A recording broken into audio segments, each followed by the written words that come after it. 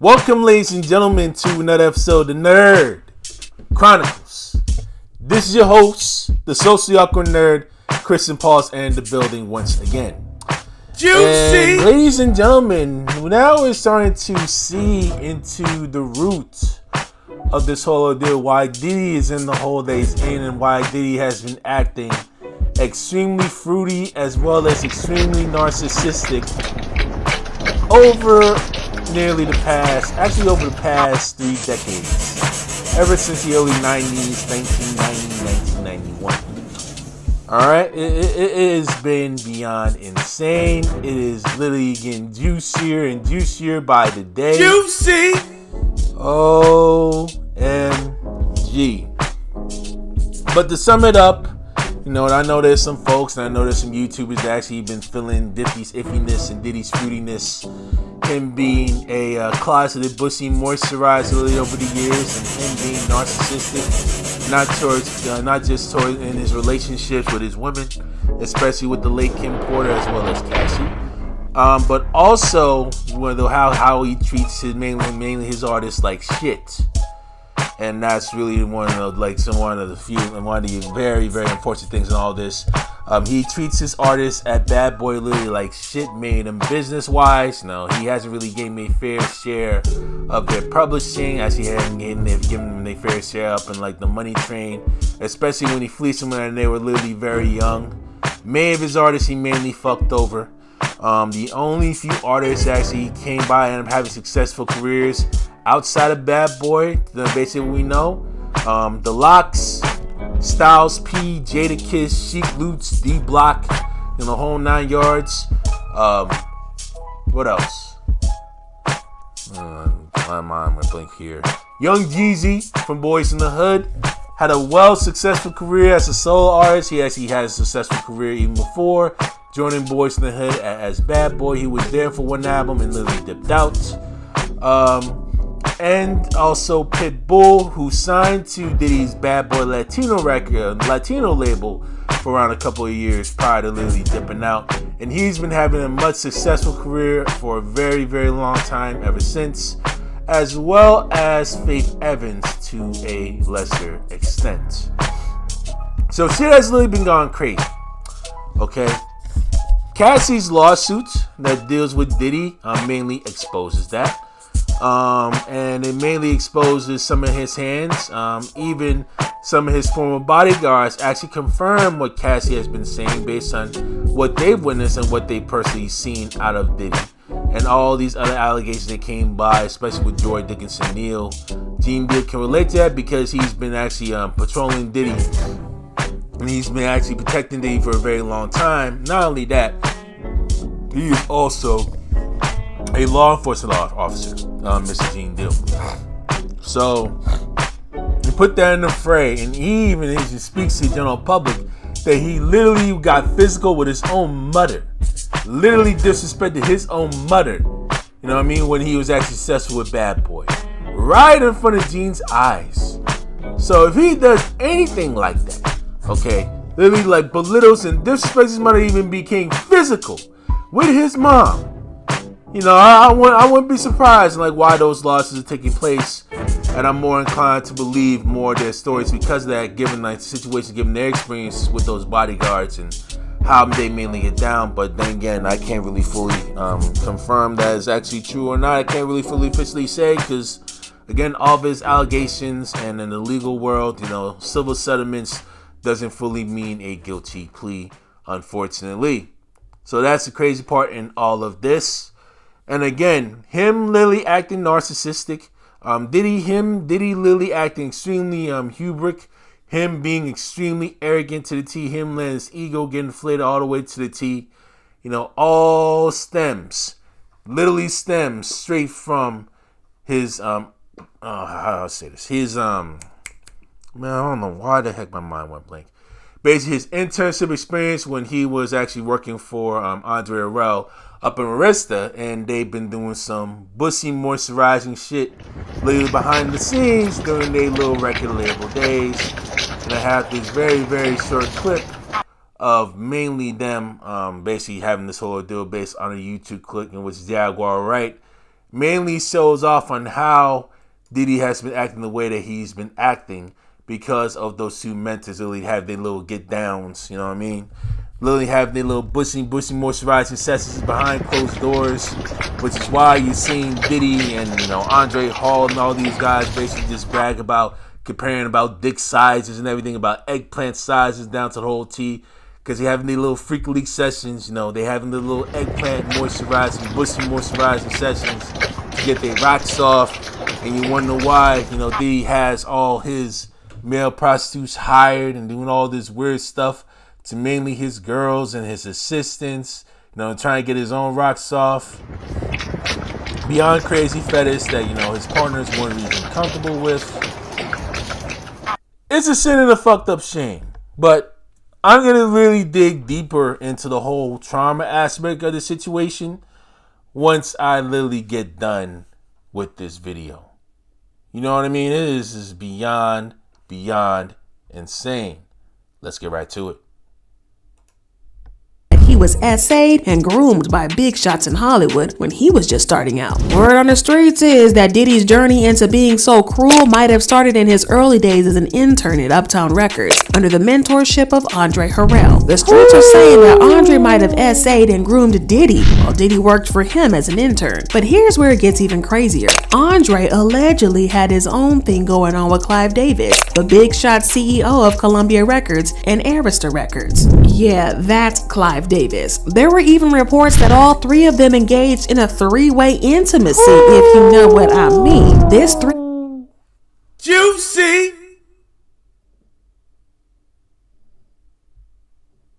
Juicy! Oh, fuck. Hey, man, you wonder why Diddy's narcissism got to where he is today after literally slapping people silly up over the years. Get smacked silly. Get smacked silly. Literally gone berserk, no pun intended. Literally treating all his folks like shit, and literally treating the people that he actually helped build up, and literally try to have their careers of up, music careers of up. What happens when you treat people like shit? All of the dirt gonna literally come out over time. And I tell you, this ain't over. It is not over.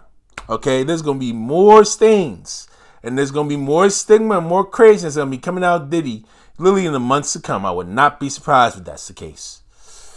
Ooh, juicy. three-way affair ended when Andre fired Diddy after a big scandal at the college city of New York that ended in tragedy. But Clive had Diddy's back, and he decided to bankroll Diddy's new venture, Bad Boy Records. After Clive actually getting his top sucked, allegedly, and getting his eggplant moisturized and really sucked off by, Pretty Fruity Diddy. You feel me? Bushy moisturizing Diddy. No, that eggplant must be tasting so good over there, huh? God damn. Juicy! Trying to make sure they try and get themselves bug broken. Just to really try to get their way to talk about actually working hard and having morals and literally having integrity in life. The desperation is literally real, especially when you young at 22 years old. Oh, God dang.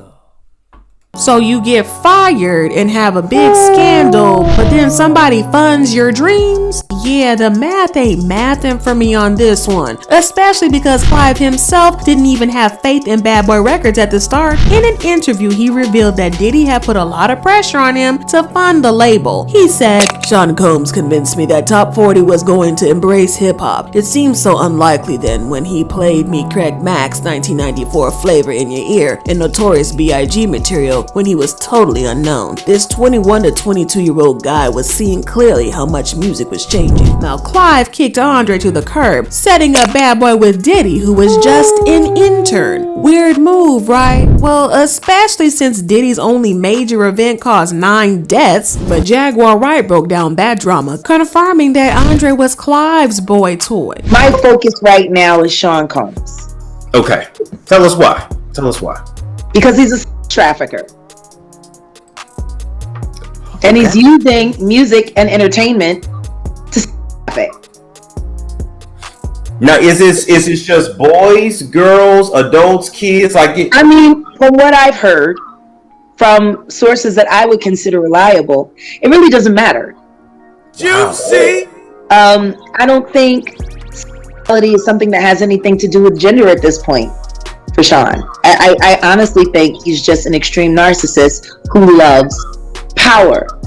He loves the ability to manipulate and control people. Why? Most likely because he was victimized by his mentor, who loved to control people. And his mentor was Andre Harrell. Tell us how he was mentored by Clive Davis. Jaguar also said this. Don't tell me that Andre Harrell got touched by Clive Davis too. I'm telling you, I don't know what happened between Andre and Clive. What I do know is that Andre got passed over. Like, how do you go from being the president of Uptown and losing your entire company to your intern? Like, Puff started out as an intern. Yeah, Jaguar pretty much is asking the same questions that I have, because the math is definitely not mathing. Well, according to a blind item, the reason Clive was so eager to fund Diddy's label is that Diddy replaced Andre as his boy toy, and so Clive transferred Andre's privileges to Diddy. Rumor has it, allegedly, Diddy got on his knees for Clive Davis in 1994, and that's how Bad Boy Records came about. Now, Clive later came out as bisexual, and suddenly everything clicked. It's not a stretch to imagine there's some behind-the-scenes drama with Andre and Diddy. And this revelation explains how Diddy landed a record label after a major disaster and somehow got groomed into this mess. The pieces fall into place, revealing why the industry went all out to protect him. Seems like he was more than just a protege. He was a boy toy with connections in very high places. Listen, y'all, it looks like Diddy turned that whole hurt people hurt other people to a whole nother level. He has fans saying, what? Is that demon Clive Davis still walking free and not under the jail with Poofy? And everybody who saw and knew this and kept it quiet? Yeah, that's right, player. Jag was right, and she's the same one. Now you gotta find out these mofos are way worse than you can ever imagine. Mad respect for Jaguar Wright. I believe everything she has said because it's absolutely matching up. And even if he introduced him or whatever, he could have said no. Furthermore, if he did it before, he knew at some point that it was wrong, but his ego, entitlement, and psycho behavior kept him in a cycle of thinking he would get away. Y'all, this drama is getting insane, but what do y'all think about it? Do you think that Diddy is a victim here, or do you think that he knew what he was getting himself into from the start? Let me know what y'all think in the comments. Hey, man. Oh, God. This shit is crazy. Beyond belief. Now where should I start with this? To start off, I've been in therapy since childhood. You know, I've discussed y'all about the whole therapy and everything. I'm gonna continue to stretch this shit out. Therapy to the T. You know what I mean? Never let your manhood in ways, never let your morals or integrity subside you. You don't want to be selling your soul to you like some demon. You just want to try and literally burst your way up to the top. Because once you do, if you try to piss those guys off for any reason, actually trying to expose they ill and to expose they evil, they can literally try to use their leverage and their power to literally try to derail you and get your ass up to fail, which is what's been going on with Diddy right now. It's not just within white folks too, even though they like heavily like the most protected out of them. You know, if they actually like some of them and they worried about their own survival, they'll try and figure out their own ways to try and minimize the damage and actually try and protect their own by any means. But if it's someone of another race that actually want to try and do the whole same route that, you know, Clive Davis be mainly going in, they'll try to actually tore them up, and if they say something they don't like or they feel like he backstab them in the slightest, they're gonna get their ass at least up to fail, no matter who they are, especially if it's worse if you are black. You know, this stuff is literally real. This stuff is literally sick. You know, seeing Andre and Diddy broken to the T. Oh my God. And what we can learn is maintain your integrity, maintain your standards, make sure you keep your support system thoroughly intact, literally at all times. You don't want to try and leave him astray and actually try to give all your power to this one man that's going to try and dictate likelihood on all your life and all your decision making and all that stuff that you mainly do. Okay, you want to try and make sure you have that. You want to try and make sure you actually go see therapy and see psychology. You feel actually traumatized and everything. You don't feel comfortable in an environment. You just gotta have the strength to really just walk away. And if you do choose to walk away, I literally commend you literally down to the T, which is what you guys desperately need. You know what I mean? I'm not going to actually get too much in the therapy part because I actually mainly explained y'all about in previous periods about the whole therapy situation. But make sure you get yourself in check. Make sure you get your support system in order. Make sure you let them know all the crazy horses going on so that they'll be able to actually let the authorities know or other people know through third parties so that you'll be able to literally keep yourself anonymous. Okay? Give yourself your own lawyers. Give yourself your own protection. Give yourself your own litigators to actually put the key to the people that wronged you. Okay? And for those of y'all that want to try and deal with this high value lifestyle, yeah, you got the big money. Yeah, you got the big cars, you got the fancy homes, 6-pack abs, 6-inch eggplants, 6-inch melons, however it may be. Y'all got all these things. But what good is all that and what mainly does for you if you don't have the character? If your character is shitty. If your character is really all but crap. Look at what Diddy has done over the past few years. I've literally been listening to Diddy's Bad Boy records, some of his artists growing up, 10, 11 years old, okay, 2001, 2002, 2003, literally banging classic hits with G-Dep, Black Rob, okay. Get smacked silly, get smacked silly. Literally going berserkly, trying to feel myself on the Harlem Shake when I was up in the New York City suburbs, up by East Ramapo. You know what I'm saying? I've been on them times. I've been hearing about Bad Boy. I've been watching Making the Band on what they do. And when you actually dig into the nitty gritty of things and actually do some more digging on what folks are talking about, you think to yourself like, yo, what the fuck? And when you dig into people that actually worked for him and used to work for him that did not sign non-disclosure agreements now. Woo! Juicy! It's similar with like the Marvin Gaye situation, 6 figures, 6-pack abs, over 6 feet. But yeah, he treats many of his women like shit. He belittles many of his women like shit. You know what I'm saying? What good does all that do if you have very shitty character? If you treat people like crap, and if you're hypocritical? Same situation with Diddy here. Okay? What good is it if you actually treat your co-workers, if you treat your employees like shit, if you treat your co-workers like shit, if you treat your personal lovers like shit, you belittle them, literally trying to violate them, scrambled eggs violations, literally to a T. God knows all these bruises really coming about to the point where Kim Porter literally had to slash in self-defense. Oh my God. Oh my God.